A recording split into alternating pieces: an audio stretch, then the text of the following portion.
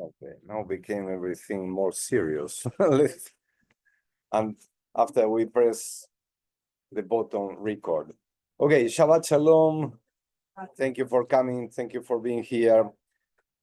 This is a special Shabbat. We call this Shabbat Shirat. It's a Shabbat that we remember when Miriam sang a special song, a special prayer when the people of Israel went out of Egypt. And this is, we will open later the Torah and we will see the structure of the Torah. It's completely different, the way that our ancestors wrote. She writes a poem, and then the way to write a poem is completely different than other parshiot. But I would like first to share my feelings this morning. I watched the release of the hostages. They came back, but they look like Holocaust survivors. Okay, they are really very thin, and they suffer anger, and of course physical and psychological. They will have physical and psychological problems, and really I don't feeling good in the way that there are people that still support Hamas. Yes, that they are in the other side, and this disturbs me a lot. Yes, because in one hand we see these people that came back after 491 days of captivity, and some of them lost their entire family in October 7. Wives, daughters were killed, and they discovered just today. And it's impossible to support the other side. It's really impossible. Who support the other side don't deserve my respect. Don't deserve my respect.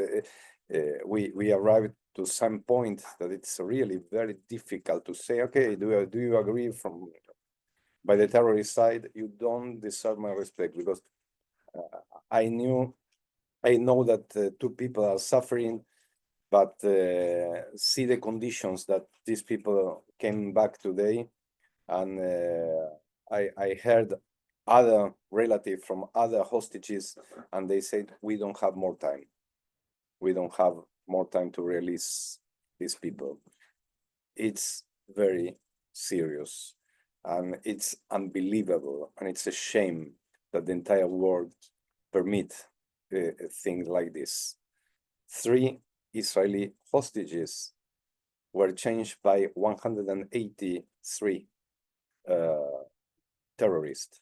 Okay, if they are on jail, they are not in a travel tour. Okay, if they are on jail because something they did, one of them was the terrorist that exploded the Sbarro restaurant many years ago in one of the famous corners of Jerusalem. It's really very, very difficult. This in one hand. In the other hand, declarations, political declarations that don't help us in nothing about the future of Gaza, and we are in the middle as Jews, and this is really very, very difficult time. Many people did some jokes about that declaration, that they are so happy that now they have a part of America just a couple of miles from home. They don't need to cross the ocean to be in America, because Gaza will be America. It's a joke, of course, but it's impossible also to support this kind of ideas. Okay, let's be in the Palestinian side, and someone appears and said, okay, Israelis, you need to leave the Middle East and you need to move to another country, because we are going to clean your territory, we are going to rebuild. It's really a very difficult time. It's really a very difficult time. I don't know what will happen. the declarations are not good, and the next hostages that they will be released, many of them are killed, are died. And then it will be difficult, because one reaction is when you receive hostages alive, but when you receive bodies inside black bags, will be really very difficult to control this situation. Do we even know how many are still alive? From the 33, from the last list, 8 are died. And it's possible that the kids are through this 8, and will be very difficult to control the reaction of the population. Okay, and today we heard that some declaration from Netanyahu that this will have a price. Okay, the way that the hostages are coming back. It's really very difficult to get up on Shabbat and see these things and heard. And in the other side, you follow Al Jazeera TV, for example, and they say they look so nice, the hostages. They look very healthy. It's impossible to believe. Yes, I publish, and you can see this, the photograph, okay, how they were before October 7 and how they are today. It's look like the Nazi time, but the different that these people enjoy to show and to make this like a TV show. Yes, they put them on stage, and they put microphones to speak. These are my feelings this morning. I'm sorry to share with you, but I have a necessity to share with you, because it's so hard. It's so hard. It's so hard as a religious leader. Yes, as a religious leader, yes, we defend life, and we are speaking the entire time the respect that we need to have for the others. And when you saw this kind of thing that happened, this shocked me a lot. How it can be that people can do these kind of things in front of everybody, and then people are on favor of them. This is what I can't understand.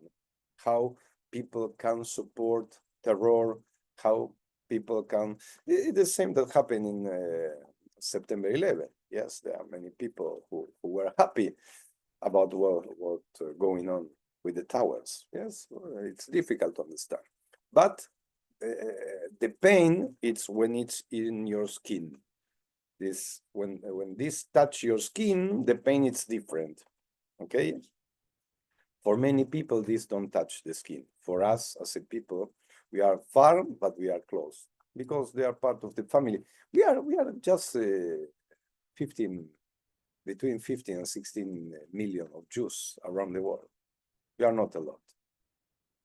Okay.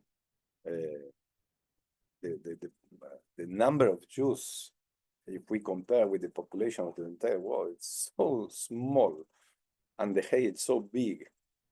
It's really very difficult to understand. Elu devarim, these are things that are limitless. 206. Sorry, Wendy. Did you like to talk? Yeah. Saw on the internet this morning, the 3 hostages that came home lost 30% of their body weight. 30%. That's, yeah. And there was an article this morning on forward.com, which is a Jewish site, and she was saying she was watching the live feed from Israeli news. Middle of the night for us, but morning for them, watching the hostages release. And Al Jazeera was interviewing a woman saying, yes, she was very proud she had kept the hostages in her home. And all the hostages, when they come home, they all say the same thing. All of Gaza. One of the quotes I saw in the Washington Post, which I guess was trying to balance it out, they quoted a Palestinian who said, "This is the same condition that our prisoners come back in." So that's how they justify it though. Because they'll tell that story and people will believe it somehow. And so then they say, well, we can do what we do. It's the same thing.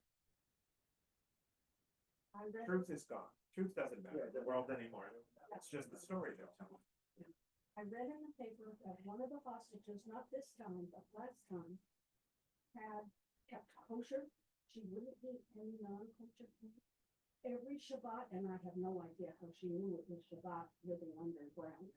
She said, she prayed, she did Psalms, very knowledgeable young woman, but she kept kosher. And she fasts during Tisha B'Av. She fasts Yes. during Tisha B'Av. I don't know how she knows about it. You count the days in your head. Maybe. One other thing I heard is that 3 of the young women who were released were hostages. They've already requested to return to the IDF. Oh, And they were said, no, you need more time to recover. the IDF people.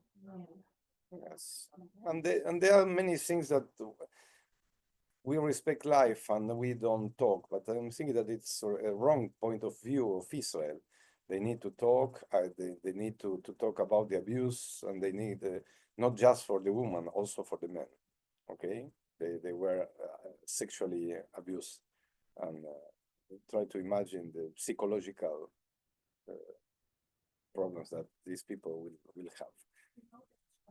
Because my cousin who came home came to us from the Holocaust, never discussed it.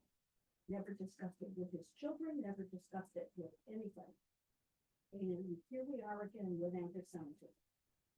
He should have said something. Yes, of course.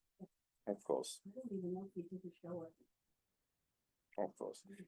Okay, let's talk about good things. These are things that are limitless, of which a person enjoys the fruit of the world. 206. While the principle remains in the world to come, they are honoring one's father and mother, engaging in deeds of compassion, arriving early for study morning and evening, dealing graciously with the guests, visiting the sick, providing for the wedding couple, accompanying the dead of burial, being devout in prayer, and making peace among people. Making peace, this is one of the values, okay?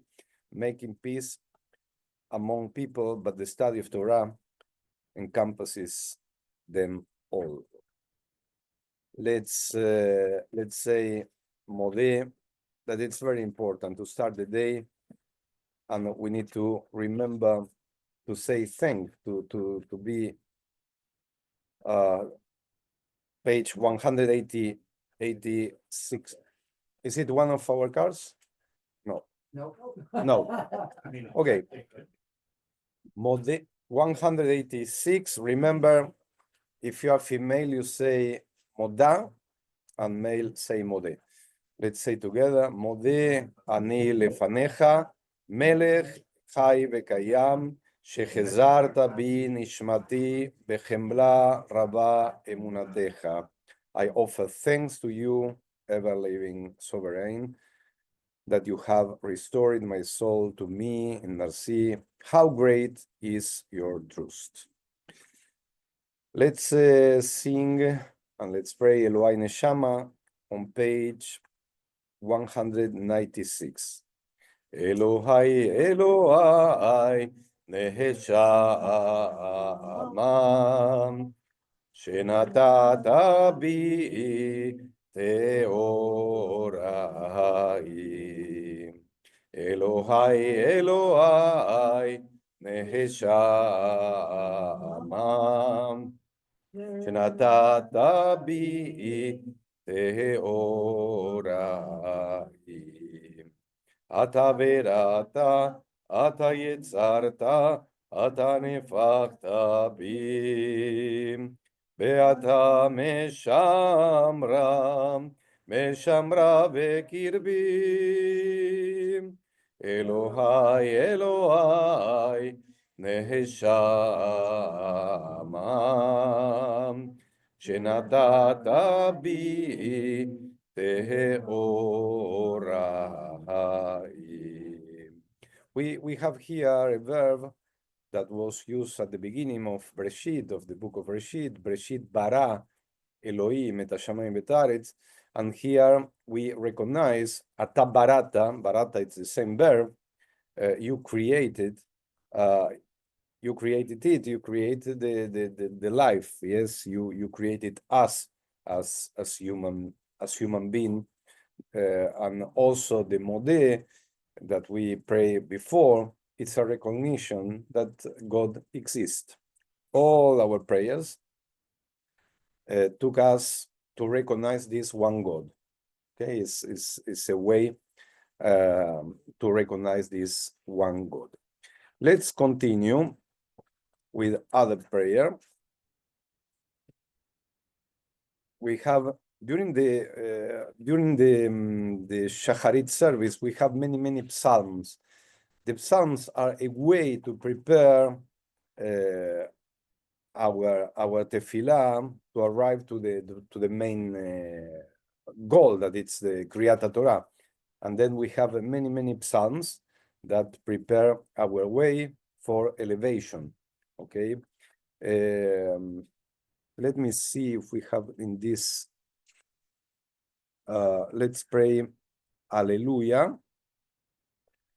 Let's pray Alleluia with Leonard Cohen song. I'm sure that you. 218. Allelu el bekocho, Allelu birkia uzo, Allelu bigvurotav, Allelu kerov gudlo, Allelu veteka shofar, Allelu venevel vechinor, Alleluia. Alleluia, alleluia, alleluia.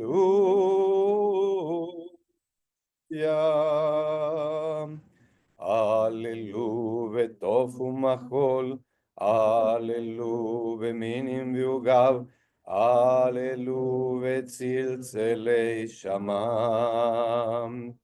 Alleluia, tzilzelei trua, כל הנשמה תהלליה, כל הנשמה תהלליה. Alleluia, alleluia,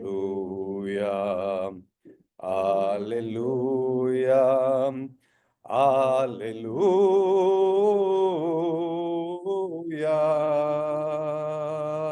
This is a very nice song. I mean, it's interesting that you can put this song in many of the prayers, and you can sing the prayers in a good way. For example, if you like to try and to see, on page 600 and let's see, 20. Where is Adon Olam? It's 625. Yes, 620. Look how it's worked, this melody. Adon Olam asher malach v'terem kol yetzir nivra le'ed nasa v'chefzo kol. Azai melech shemo nikra v'hacharei kichlot hakol levado imloch nora. Hallelujah. It's very, and the same happened with Lecha Dodi. Okay, you can sing Lecha Dodi with Leonard Cohen. Let's see. Let me just show how it's working, this melody. Is that Leonard Cohen's original? Yes. This is Leah 138. 138. Lecha Dodi likrat kala, penei shavad nekavela, Lecha Dodi likrat kala. Shamor וזכור ודיבור אחד, השמיענו אל המיוחד, אדוני אחד ושמו אחד, לשם התפארת ולתהילה, לך דודי לקראת קהלה, ונשבת נקבלה. You see the legacy of Leonard Cohen. You can sing half of the Siddur with his melody. Just an exercise, but it's very nice. In many communities around the world, they use the Leonard Cohen melody to sing different prayers. It's just like a joke, but it's not a joke, an exercise. But how nice is when you can take one melody and apply this melody to many prayers. Okay. Huh? But I'm noticing, Beautiful melody. It's a very beautiful not to melody. get too technical, but I'm noticing that like Dodi is like I am Yeah. with pentameter, so you could probably do it with a lot of Shakespeare too. Well, it's all about the math. Using just math. Okay, let's go to our Torah portion. Yes, Blessing for studying Torah. yes, of course. We are going to say Baruch Ata Adonai Eloheinu Melech Haolam Asher Kidshanu B'mitzvotav V'tzivanu La'asok B'divrei Torah. Amen. This is a blessing that we say that we appreciate the way to la'asok. La'asok, it's to be involved with the study of the Torah. Parashat Bo,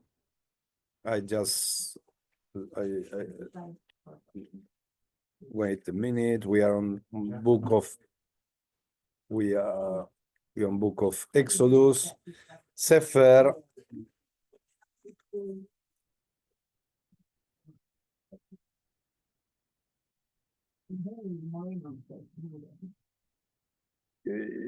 Parashat Shlach.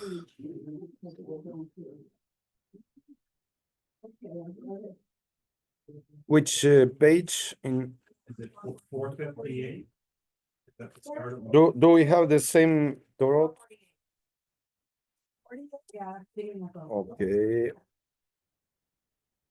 448.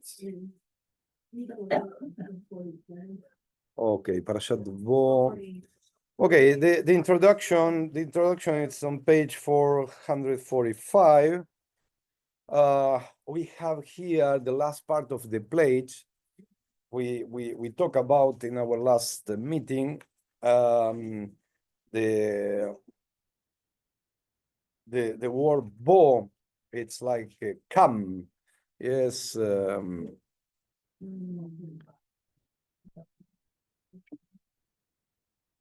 Let's see. Parashat Bo. Okay.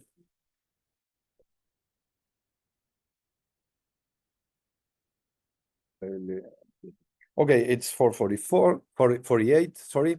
The word bo, labo, it's the verb to come, and the action start when Moses came to Pharaoh to talk, and of course, he demand, Shlach nat ami, let my people go. This is the goal, the Moses and Aaron goal. Let my people go. We have here in one hand from all the plates we can see that the last one, okay, the 10th was the worst, because it was the death of not just the human firstborn, also the animals firstborn were died. And from this last plate, we have a symbol from the Jewish tradition that we know till our days. From this last plate, we have and we rescue the mezuzah. Okay, in that time, mezuzah, it was not like our days. Mezuzah, they call to the entrance of a place. This is what we call mezuzah. Okay, this, okay. And nowadays, I'm sorry, the people who follow us. So, okay, the mezuzah, it's the entrance, not the door. Okay, this is what we call mezuzah. And in the time of Egypt, they put blood just to show that it was a Jewish home. And nowadays we don't put blood in our doors, but we put something symbolic that we call mezuzah. And inside a small box, we have the cloth. Do you know this pergamene we call cloth? Okay, and what it's written in that cloth, in this small cloth? Do you know what is written in the Shema Israel and Ve'avta? And if you press the button, appears Carolee voice, Ve'avta Elohecha. Yeah, this will be a special mezuzah for Temple Bethel members. Yes, try to imagine you have dollies, yes, that you press and they start to speak. This will be a mezuzah that you kiss, and when you kiss, just appear your voice. How you say? I love how you say in loud. How you say before you start to sing? You say it's always some words. A rousing, loud Viahafta. No, this is what you say. Yes. Okay, you can say it. Before you enter, loud. Okay. Try to imagine. Okay, but let me but let me tell you something serious. If you don't have a mezuzah in your front door, at least one mezuzah in your home, call me. Okay. This is one of the Jason, you are the religious committee. This is one of the goals for this rabbi. Let's put mezuzot in all the Jewish homes in Riverside. Okay, let's develop a mezuzah campaign. Everyone needs to have at least one mezuzah in the door. This is very common in South America. It's a campaign that we call mezuton, okay? And the scribes produce special mezuzot for everybody in a friendly price, and then we receive a subvention to put mezuzot. And it was very funny because I went to many homes that they didn't have at least one mezuzah. One mezuzah, it's important. Okay, if you have condition to have more than one, it's great, but at least to have one mezuzah. And if you have many doors, like us, for example, I see here we are entering the library. I don't see mezuzah here. Perhaps it's in the other side. I didn't see, but we need to take care of. There are small things, but they are for me are very important because it's a symbol. You are enter, for example, in a Beit Midrash. Beit Midrash need to. We are inside a Jewish home, a Jewish building. Okay, let's put mezuzah in our front door. Let's review on this. Will be one of our next conversation. It also stops the evangelicals from knocking on your door because they see the mezuzah.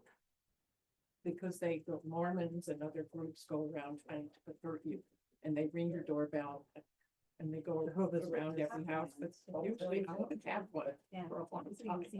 We haven't either. Because we have a mezuzah. Okay, it's a funny joke. Can I tell you a funny joke about mezuzah? It was a Gentile. It was a Gentile who came to the rabbi and he said, "Rabbi, please put the mezuzah in my front door." And the rabbi said, "This is just for Jews. But please, Rabbi, I would like to have, I love so much the people of Israel. I would like to have my own mezuzah in my door. I know that I'm Gentile." And the rabbi insists, this is just for Jews, just for Jews. it was a lot of time that this Gentile insists. Then the rabbi agree, and he consult many rabbis. Okay, finally they agree, and they went to the Gentile home, and he put the mezuzah, and he was so happy. After 1 week, he came back with the mezuzah. Rabbi, I come in to give you back the mezuzah. But you spent years asking for me to put the mezuzah, and I consult many rabbis around the world. And, we went there and we blessed your home. Why you are coming back with the mezuzah? And the Gentile said, after we put the mezuzah, there are many Jews are coming, many rabbis coming to ask for donation. That's a good one. Okay. And he didn't like any more the mezuzah. I promise if I go your home to put the mezuzah, I'm not going to knock the door to ask for donation. Okay? But the donation must But it'd be. be nice. It's funny, you know that we are talking about these days, and sometimes how dangerous was in the past to put a mezuzah, or also in the present, because this shows that it's a Jewish home. That in Brazil, in the time of the colony, that many marranos, anusim, how you say marranos? Marranos, okay, came. They create a way to put the mezuzah, the inside the doors, yes, in a way that nobody can see from outside, and it became in the northeast of Brazil, in a region that they call Sertão. This is the tradition, to put the mezuzah inside the door, then from outside you can see. And many rabbis agree, if a Jewish family suffer some persecution, or it's their lives in risk, you can put the mezuzah inside and not outside. House that had a lot of, CCNRs, in other words, the things you couldn't do, it was a kind of, you couldn't put a mezuzah on the outside. Why? Because it's against the CCNR, you couldn't put anything, any symbol of anything, and you couldn't, it was one of the rules. So we put it on the inside, just like what you said. Yes. Okay. And why we arrived to this conversation, because the last plague remind us, and from this last plague that show God asked to put blood, then came the tradition for our days to have the mezuzah, and the mezuzah show us in one hand that it's a Jewish home, in the other hand the bless that we have, Ve'avta, the Shema Israel. It's written in the last part of the Shema Israel that you must put Al mezuzot veitecha u'vishearecha. These words that you have in the Shema Israel, you need to put Al mezuzot veitecha. Mezuzot, it's in the doors and in the gates. Okay, the gates of u'vishearecha. If you remember, or if you don't remember, in your next visit to Jerusalem, especially the old city of Jerusalem, when you enter each gate, you will find a mezuzah. And when you enter and when you arrive to Ben Gurion Airport, before to show your passport, you cross an entrance with a big mezuzah, a very big mezuzah, like you are entering in the home of the people of Israel. At the airport, it's really a very big mezuzah. Okay, this is one of the symbol of our tradition, and this symbol came from this parashat Bo, the last play. Okay, let's. Who would like to start the reading? We are on page 448. I don't know if you have at home a Torah. If you don't have, it's Exodus number 10, chapter 10, verse 1. Wendy, please, let me just turn around. I don't know if people can hear you. Okay, just let me know when to stop or I'll just keep going. Go. Then the Lord said to Moses, go to Pharaoh, for I've hardened his heart and the hearts of his courtiers, in order that I may display these my signs among them, and that you may recount in the hearing of your Sorry. We are in the bottom of Yeah. page, okay? Got it. Go. in the hearing of your sons and of your sons' sons, how I made a mockery of the Egyptians, and how I displayed my signs among them, in order that you may know that I am the Lord.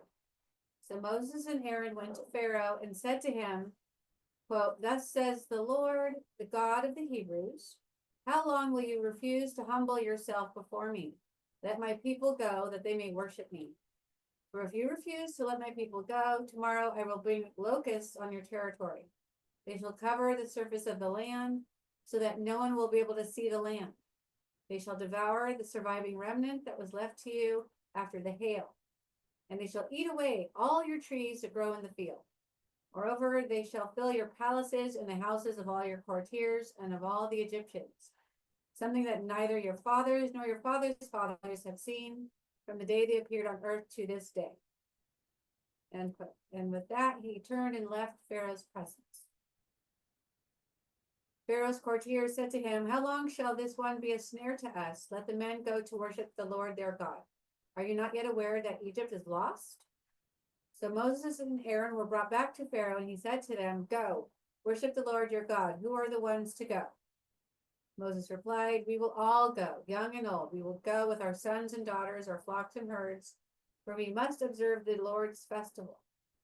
But he said to them, the Lord will be with you, the same as I mean to let your children go with you. Clearly you are bent on mischief. No, your menfolk go and worship the Lord, since that's what you want. They were expelled from Pharaoh's presence. And the Lord said to Moses, hold out your arm over the land of Egypt for the locusts, that they may come upon the land of Egypt and eat up all the grasses in the land, whatever the hail has left. So Moses held out his rod over the land of Egypt, and the Lord drove an east wind over the land all that day and all night. When morning came, the east wind had brought the locusts. Locusts invaded all the land of Egypt and settled within all the territory of Egypt in a thick mass. Never before had there been so many, nor will there ever be so many again. They hid all the land from view, and the land was darkened. And they ate up all the grasses of the field, all the fruit of the trees which the hail had left, so that nothing green was left of tree or grass of the field in all the land of Egypt.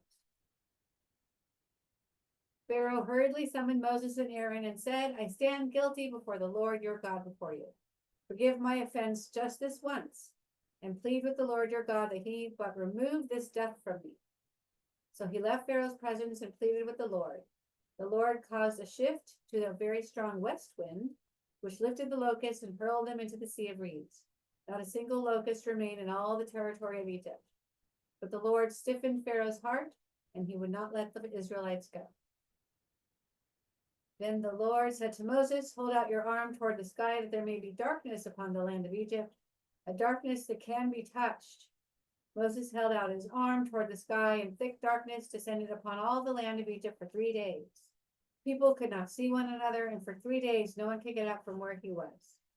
But all the Israelites enjoyed light in their dwellings.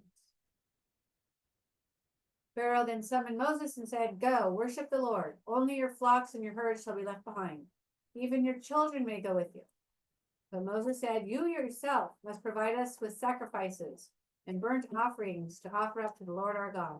Our own livestock too shall go along with us. Not a hoof shall remain behind. For we must select from it for the worship of the Lord our God, and we shall not know with what we are to worship the Lord until we arrive there. But the Lord stiffened Pharaoh's heart, and he would not consent to let them go. Pharaoh said to him, be gone from me. Take care not to see me again. For the moment you look upon my face, you shall die. And Moses replied, you have spoken rightly. I shall not see your face again. And the Lord said to Moses, I will bring but one more plague upon Pharaoh and upon Egypt. After that, he shall let you go from here. Indeed, when he lets you go, he will drive you out of here one one and all. Tell the people to borrow, each man from his neighbor and each woman from hers, objects of silver and gold. The Lord disposed the Egyptians favorably toward the people. Moreover, Moses himself was much esteemed in the land of Egypt among Pharaoh's courtiers and among the people.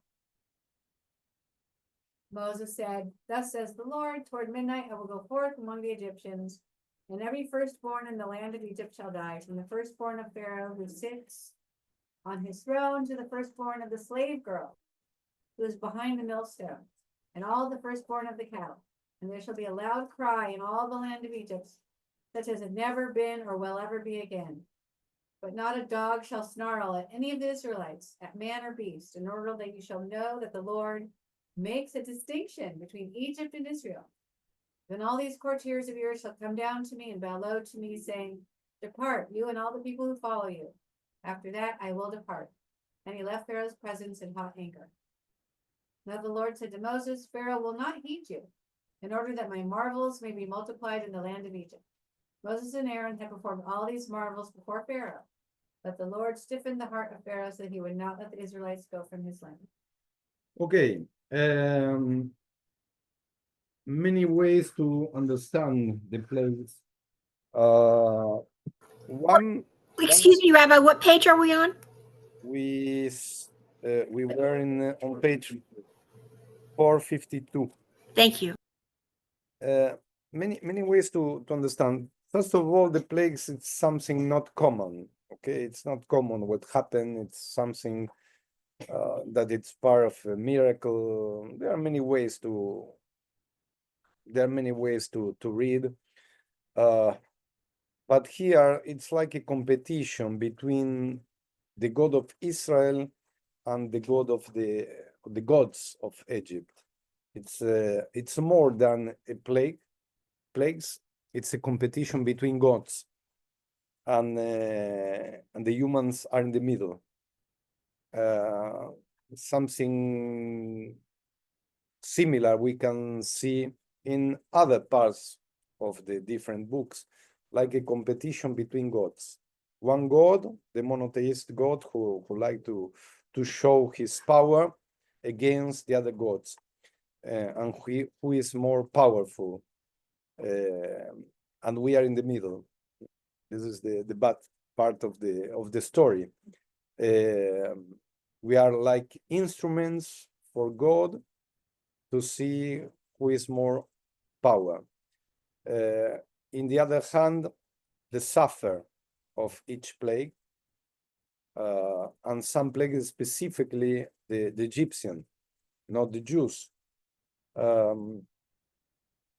to be in the darkness. Yes, everything it's dark and it's terrible. You can't recognize anyone in a time that it was not electric lights. Okay? Yes, we need to consider this. It was not electric light, but when was day, continue to be dark, and it's not good, the darkness. I don't know if you had any experience in the darkness. An eclipse. Hmm? Full solar eclipse. Yeah, but did you have any experience here to be on darkness? For example, yes, but it's not so common, the electricity, or not.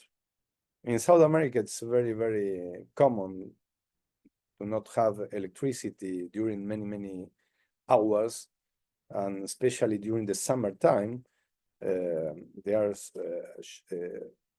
how you say cut like blackout. Yes, blackout, because it's so hot. The weather it's so hot, and then the demand it's so high, and for many hours. I remember when I was a child, we received like a schedule, the hours that they are going to cut the light, and we know in advance.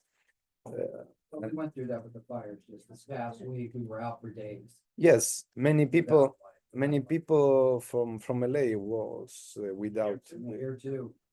Yes, very. Shalom, Rabbi. This is Shalom. me, Jacob Von Riper. My last name is misspelled here.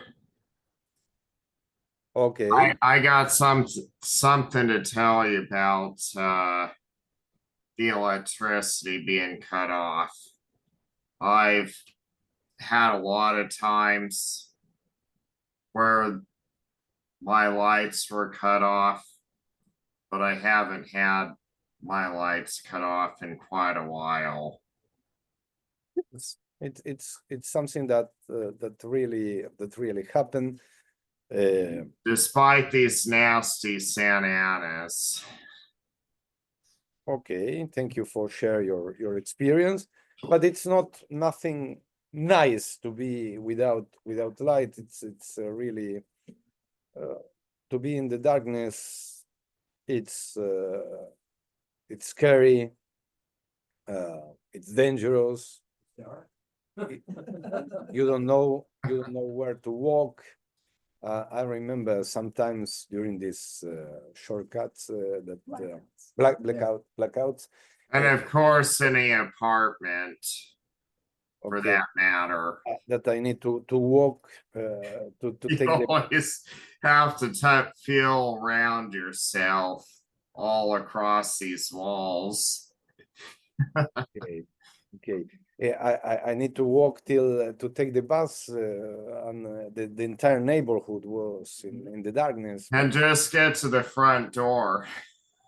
Okay, Barry, thank you. It was really very scary and difficult, and sometimes when things like this happen, it's nothing nice for the people. Try to imagine the entire population living in the darkness. It was, but the Israeli have light inside their homes.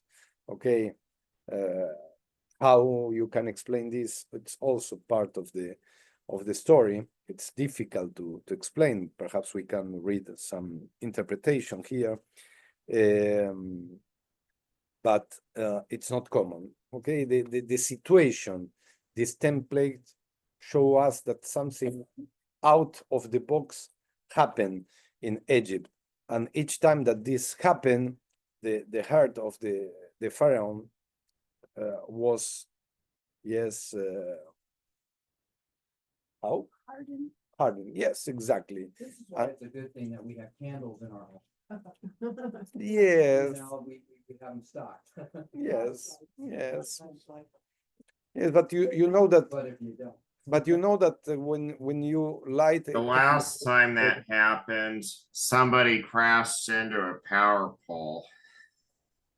okay, but you know that the light, for example, Shabbat lights or other holiday lights, you can use this for other function that it's not you just can use this light for holiness and not for to go to your home to illuminate your home. No, this is not the when you have a holy light, you need to respect, and also it's an halacha, it's a Jewish law that you can carry the Shabbat lights from one place to the other, because if not, this is considered mukse. A mukse, it's a violation of Shabbat, that you are carrying something from one place to the other. In the place that you light the candle, you need to leave till the end. You yes, you can change the place. Did you know about it? Okay, I candle here, and now I need to put the food in the table. Then I'm taking the candles and I put the candles in another place. This is a mistake. But you can't light up. Of course that we have a reform view of things. I'm not going to say that it's terrible, but try, if you remember this part of the law, in the place that you candle the lights, live there. Try not to carry from one place to the other. If not, you are carrying, you are doing a work. Okay. Okay. Okay. Just consider and try to remember there are small things. I tell this because perhaps other Jews can consider inappropriate if you change the place of your Shabbat lights. Yes. What about Shabbat. blowing out the candle? I have a story, but. What?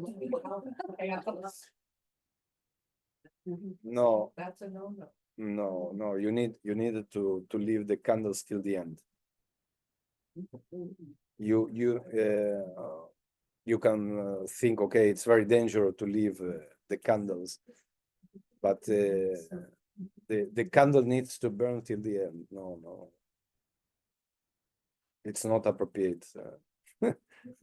Once you light the candles till the end, put in a safe place, and that's it. But well, I remember. Kind of like to, excuse me, kind of like to let the light guide us. Okay. I remember when I arrived to Brazil, the shamesh, that it was not a Jewish shamesh of the temple. When everybody leave the temple, he went to the candle. Oh my God, I wanted to. Yes, no, I need to do this because it's dangerous. Okay, I said, okay, if it's dangerous, don't do this, but put in a safe place the candles, and that's it. In the sink. Yes, In the bathtub. yes, but just a few consideration about this. But what we are reading here, we can read here a story about our people as slaves, the Pharaoh that represent our enemy. He didn't like to leave and to let our people go. We have two persons who negotiate with the Pharaoh, Moses and Aaron. They went to the Pharaoh, and the way to show 10 plagues that they never give up, because they went once and the Pharaoh say no, and he returned and he say no, and they return and they say no. Just 10 times, okay? They did the same. And this is also a message for us, okay? Sometimes we are going to speak to someone, he said no. Okay, let's go and let's try again, and let's try again, and let's try again. And perhaps in the last time, he will say yes. Life it's not so easy, okay? And then we have many challenges. I don't know if the plagues are going to appear again, but sometimes things happen around us, and we can consider them as a plague. But we need to believe. We need to believe in God. Okay, these people believe in God, Aaron, Moses, and they went and they spoke in the name of God. They didn't spoke by their own names. All the words that they say, it's like you need to say this to the Pharaoh, and they went and they repeat. They didn't speak. They repeat what God, and this also will show us that who released the people of Israel was not Moses, was God. If not, it's very dangerous that we can believe that Moses have special powers, but the power was the power of God. This is one of the reasons that we don't have the place that Moses died. We don't know, because God suspect that he can become a God. Try to imagine if in our days we know the place of Moses' tomb. Everybody, till today, we know many people are going to different cemeteries to pray. For example, one of the examples is the river of Lubavitch. Okay, there are many people who are going to his grove, we say? Grave. Okay? The Menachem Schneerson in New Jersey. New York. Yes, New Jersey. But the people are going there to pray in his grave. Also, in Jerusalem, in the old city, you have the grave of King David, and many people are going there to. And other thing that happened, the grave of or in the north, the rabbi that we remember during let me remember the holiday when we are going to the north to play with Rabbi Shimon Bar Yochai. Yes, the grave of Rabbi Shimon Bar Yochai in the north, it was just a grave, and the Hasidim built a synagogue. Okay, and they are Hasidim praying the 24 hours there because they are close to the grave and they are asking to Rabbi Shimon Bar Yochai to bless them. That rabbi in Sfat, Tzfat? Yes, what's his, Safed. yeah, but the rabbi. Yes, Rambam, Maimonides. It's the grave of Maimonides. It's like a monument. And you have two entrances. Men can enter in one way and a woman in another way. And it's a good way to remember. Yes, the grave became a holy place. It's a holy place, the cemetery, it's a holy place. But when we believe that this person have a power like a God, it's dangerous. And this is one of the discussions that can you go to a grave to pray to a dead and you are giving him the power of God? Yes. Something that really bothers me in this portion is that I think God is telling us, he says that, Pharaoh will not heed you. This is in the last section here on 452. Pharaoh will not heed you in order that my marvels may be multiplied. And that he's saying, I want you to know that I want everyone to know about me. And to me, there's something completely unnecessary to this, is that he's saying that he prevented Pharaoh from letting them go earlier, which meant all these people had to suffer so that God could be praised. And I feel like that's ego. That's not, that's hurting people for the sake of pride. It's like he needed to shine above the Egyptian gods, and everybody had to suffer in order for that to happen. Unnecessarily. He stiffened Pharaoh's heart. Pharaoh might have let them go at the first plague, if not for God intervening. And so everybody had to suffer for what?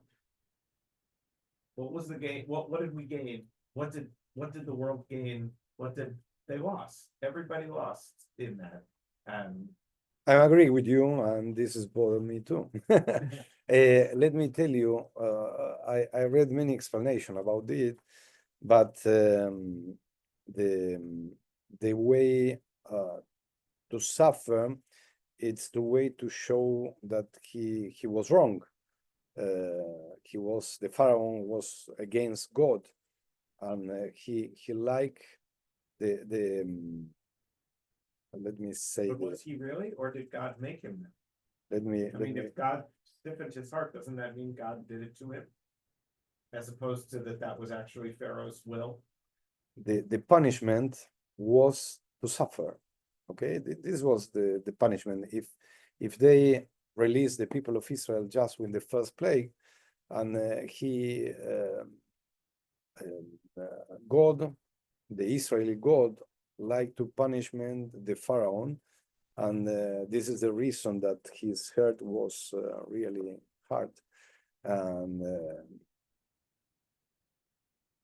I agree with you. Perhaps with the first plague, we didn't have the suffer for the entire people, because also the people of Israel suffer the plagues. Yeah, I just don't know. I don't know what we're supposed to learn from the repetition of God punishing. I don't know what lesson to take from that, just for the sake of proving he could do it.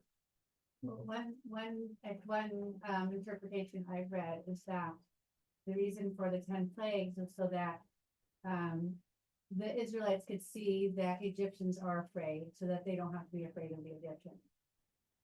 Because, you know, you have this, you know, class system and you get the slaves and the ones in charge. And so one interpretation I saw was that they wanted to make the Egyptians afraid so that the Israelites can see that they don't need to be afraid of the Egyptians, because they can see them in this weakened, afraid state. Yes, yes, and I repeat what I said at the beginning. Perhaps the punishment was not against the population, it was this competition between the gods to show which god is more powerful. Then that says. And we are in the middle, and we are in the middle. Please. Oh. No, I saw your hand. I think that the reason that God stiffened Pharaoh's heart wasn't so that he could continue more plagues. I think that the people, the Israeli people, it took that much time for them to trust Moses and Aaron as leaders, because he hadn't lived in Egypt for a long time. Some people might have remembered him as the son, you know, the adopted son of the Pharaoh's daughter. Some people didn't know him, you know, so I agree with it that he had everybody suffer, but in that, you know, but if God didn't have everybody suffer, then that would make Pharaoh more likely to let him go. It might make them more likely to not let him go. But I think it's so that they get used to Moses being the leader and trusting the one God and Moses and. Yes, but look what happened later. Okay. Well, yes. They yes. have the Well, they're 10 fickle. plagues, They're and fickle. everybody They're suffer, and this came to that became a strong experience. But just a couple of months later, Right.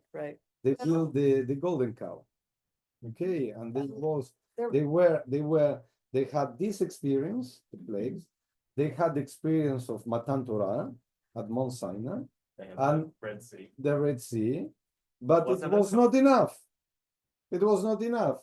What else? We are not a simple people. We need also to see and to read for our behavior. After these miracles, because miracle, it's not something normal and common.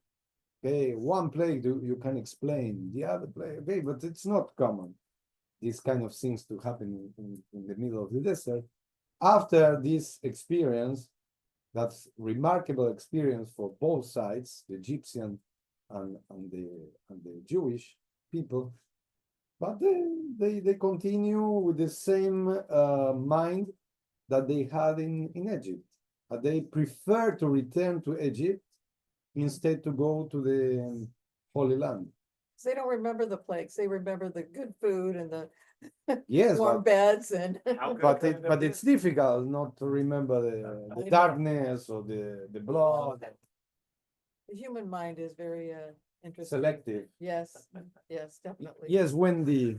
This is something I've thought about a lot, because after they leave Egypt, the people do a lot of complaining. But Moses never complains.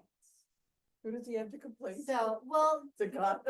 well, my feeling is that Moses was emotionally ready to leave, but the Israelites were not. Intellectually, they were ready to leave, but not emotionally ready to leave. Kind of like when someone ends a relationship, they know it needs to end, but they need to make the decision on an emotional level as well as an intellectual level.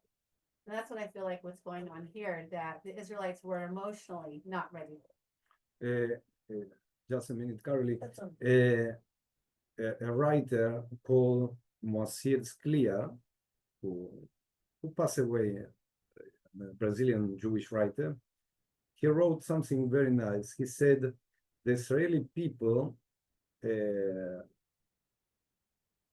they took out, let me remember this and let me translate. They took out the bodies from Egypt, but they didn't took out Egypt from their mind. Okay, the body, yes, went out, the mind's still in Egypt, and this is true.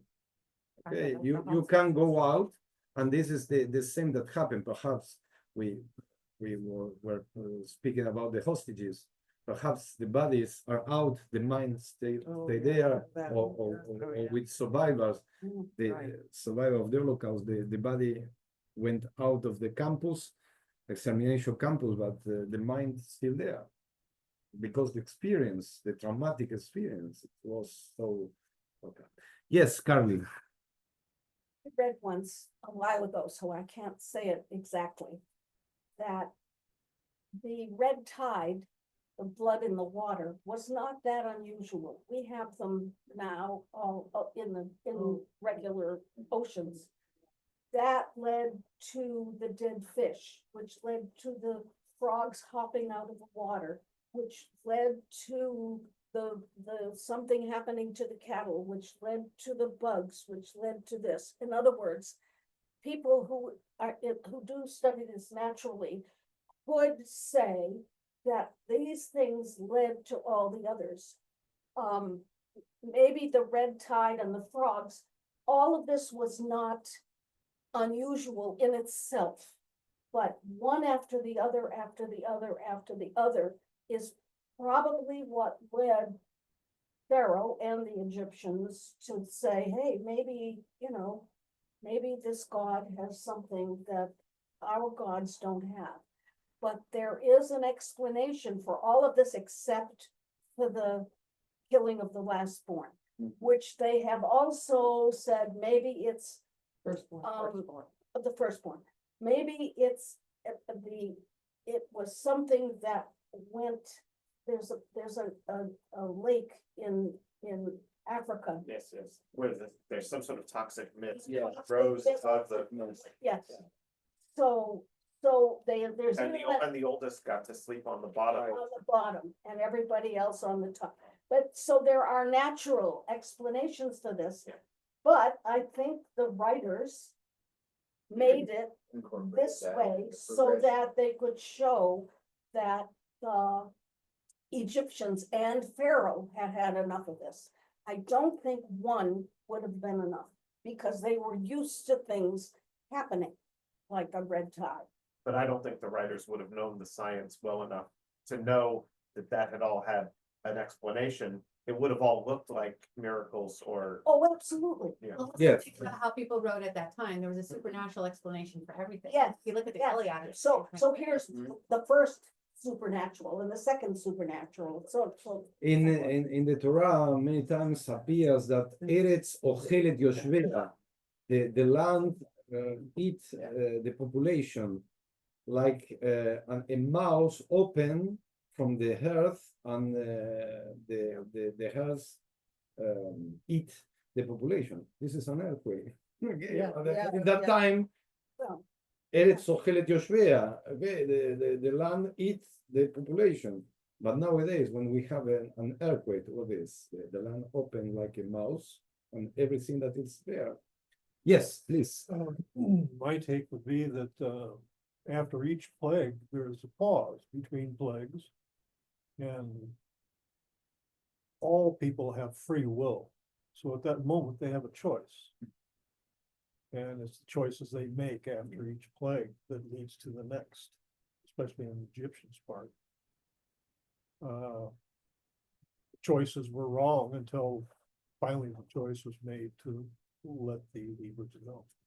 Yes, but the Pharaoh said, "Let's you can go," but after they start to go, he changed his mind. What he did? They ran after with the army. They ran after the Jewish people, and they died, and they died, and they died under the Red Sea. And the Red Sea, it's also a very strong symbol from this story, because it's like the story starts when Moses went, the mother and his sister put him in the Red Sea, and the sea, it's a symbol of death, and then it's like a boomerang.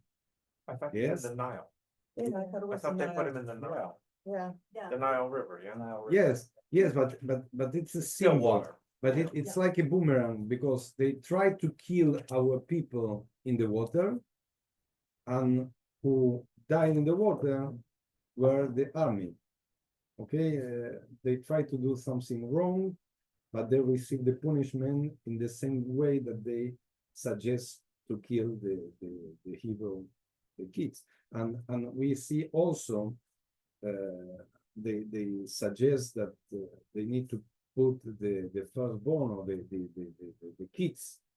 And of course, if you put a baby in a basket, it's probably that he's going to die.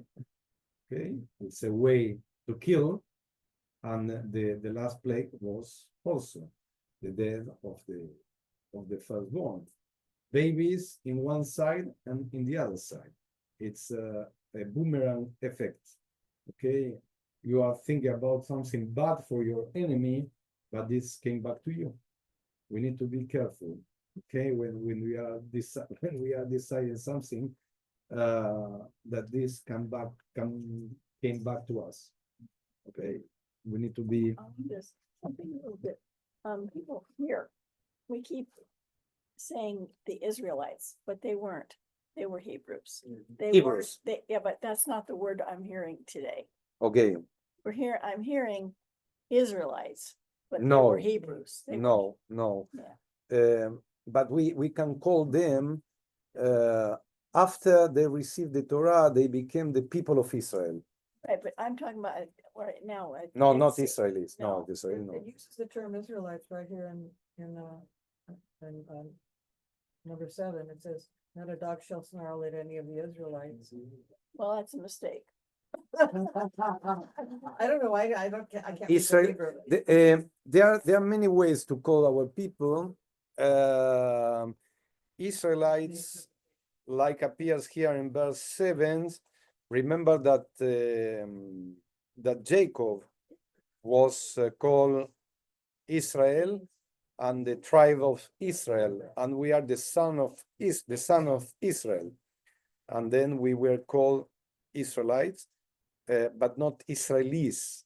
It's different because Israeli, it's someone who belongs to the state of Israel, and Israelites, for example, we can be called Israelites, okay, because we are descendants from the people of Israel, from Jacob tribes or sons. Yes.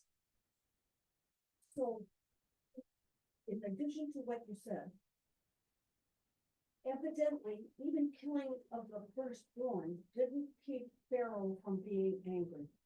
And he chased, after he said, you can go, oh, well, I'm gonna get you back. So all of the plagues didn't keep him from being angry, even the last one. That's really very interesting. Even God couldn't keep him from chasing the Hebrews.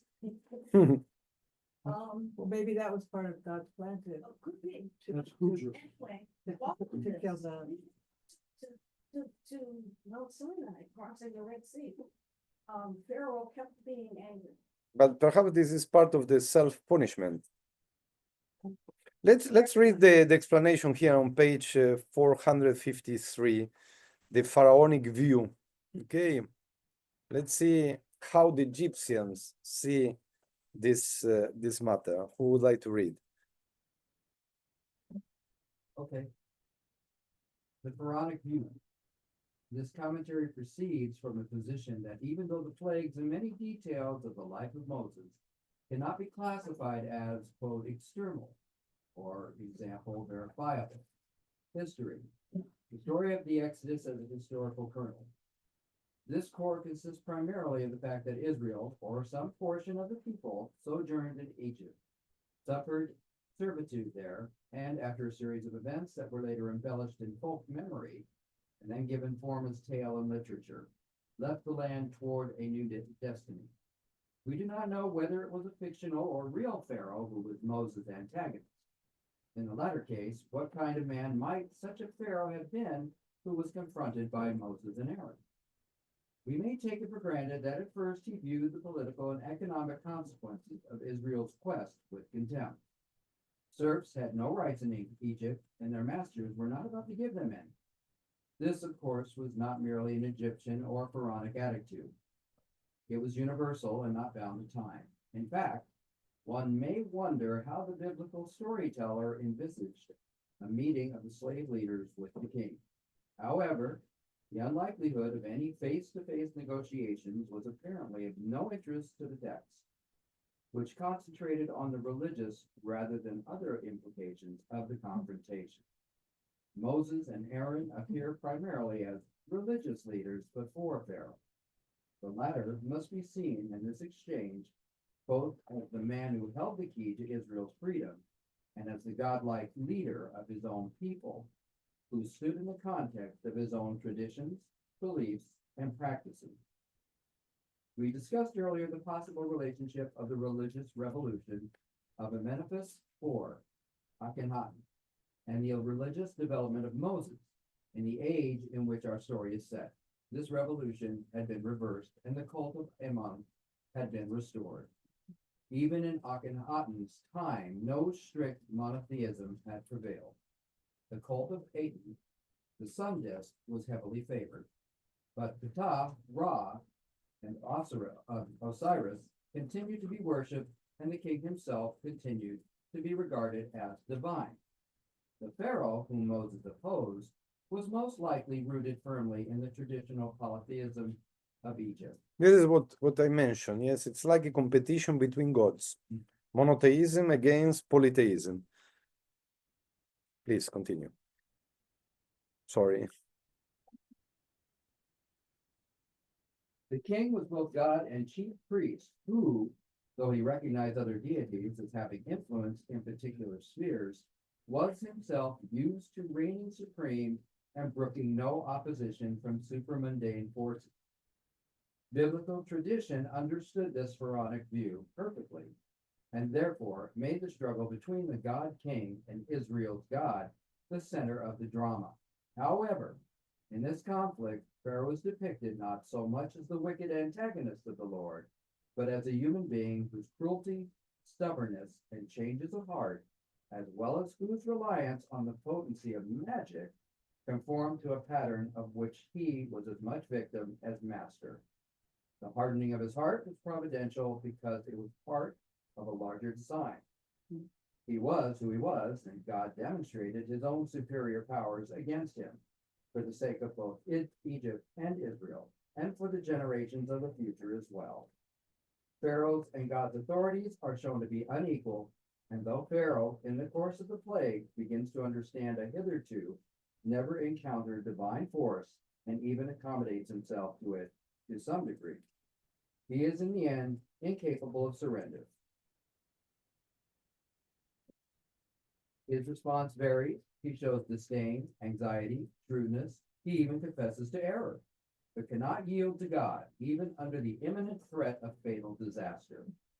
Only when his own son is dead does he give in, defeated both as Pharaoh and as father.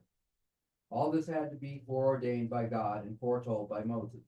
Yet within this framework of inevitability, the Pharaoh remains an unintelligible human being, in acting as one would expect a man of his tradition and position to act. Later, Jewish tradition depicted him as unusually evil, but this post-view does not conform with the biblical tale itself, which recounts the release of Israel as a drama of cosmic proportions, occurring at the same time in the framework of unexpectable human behavior. Quote, events unfold under the providence of God, yet their unfolding is always according to the motives of the human actors through whom God's will is done without their realizing it. God had determined that Pharaoh should act as he did. Indeed, he saw to it. But Pharaoh conducted himself throughout conformably with his own motives and his own godless view of his status. God made it so that Pharaoh had only to be himself to do God's will. Okay, this is one of the explanation. Yes. No. It's not easy. Let's read here in the bottom the plagues. And then one spring you like to continue? A sandstorm of hitherto unknown fury bursts out. The air is black for days on end. The sun becomes invisible. The darkness can be felt. All and sundry are paralyzed and lose their senses. In the middle of all this, however, while a pestilence, a children's epidemic begins to rage and do its work, the voice of the mighty man sounds through the streets of the royal city, unaffected by the driving masses of sand. The signs have persuaded his people. Massed around him, their hope is stronger than darkness. They see light. And then, after 3 days of the furious storm, the firstborn son of the young king perishes in the night. Disconsolate in his innermost chamber, bowed over the little corpse, no longer a god, but the very man that he is. He suddenly sees the hated one standing before him. And, quote, "Go forth," he cries. This is from Martin Buber. And this is interesting. They show that the god, the pharaoh with his power, when he was a man like others, and he felt the pain to lose a child, he changed his mind, and he was so powerful. Yes, as a pharaoh, like the king of Egypt, but he was a man. He was a man. And this is a very important message. Okay, you can feel yourself very powerful, but something when the pain arrives to your own, you are like others. And there is not Superman in this story. Everyone, it's a simple man with feelings. Also, the most powerful man can suffer when lose a child, and he changed his mind. It appears to me that he's looking at his dead son and it becomes revenge. He's gonna get him. Well, that's the. Like a revenge. Revenge. The son's dead. Can't do it. But he can certainly blame the people who he feels called. Yes, it's interesting your point of view, or perhaps in the other plagues or before the plagues, we remember that that Pharaoh called the magicians, and they can compete with God, but something that God did, he can change. Yeah. And this is also the way to show the powers of God. Of course, that it's not very comfortable to show these plagues, because we need to explain, and some people said, okay, the God of Israel is very vengative. Okay. To think that today in Egypt, whether Muslim or Christian, they all worship this God. You know, so I would love to know from their perspective how that came to be the God that they accept. But they believe. And that they believe that the God who did this to them is the God they accept, right? That strikes me as interesting, right? If you're Egyptian in particular, because your country suffered the most in the journey of the Israelites. But, you know, it's not the same as if you're a Muslim in Saudi Arabia. They had no connection to this story. But if you are Egyptian, how do you read this story where this is part of your own tradition? Do the Muslims have this in there? Well, they say Moses was a prophet to them as well. I will try. I'm not sure if I will keep, but I will try to invite a friend of mine who is Egyptian, and but he's Catholic. He's not Muslim. Perhaps he can, and he's a reverend, and he lives here. Very interesting. I will try to invite him to see if he can share with us, also online. Yeah. If he can't be here. Be a nice pass on the Thursday. Okay. Keep in mind also Christianity started as a sect of Judaism. And the whole basis of Christianity is Jesus being the Jewish Messiah. That's their whole thing. It's a Jewish Messiah. Even though we're like, no. You see, we have Islam, he goes to synagogues, he goes to churches, he made a model of the whole thing, and then wrote his own book, and just assumed that the Jews would follow him. And the Jews are like, yeah, nothing for They're very angry when the Jews Yeah. phone. yeah. We're stubborn. Okay, my friends, thank you very much for this nice discussion. Thank you also who follow us home. I hope that you enjoy our study. And the good thing that I'm feeling as a rabbi, that we never ends to study. That's We have we are going out with more questions than answers, and this is very good because this give us the sense that we need to continue our studies. Okay. Thank you. Shabbat Thank you shalom. very Shabbat much. shalom. Shabbat shalom. Shalom.